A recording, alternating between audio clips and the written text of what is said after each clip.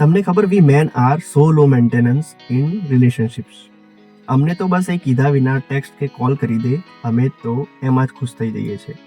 અમને તો બસ કોઈ બહાનાથી એની મમ્મીને બર્થડે પર વિશ કરવા મળી જાય, અમે તો એમાં જ ખુશ થઈ જઈએ છીએ.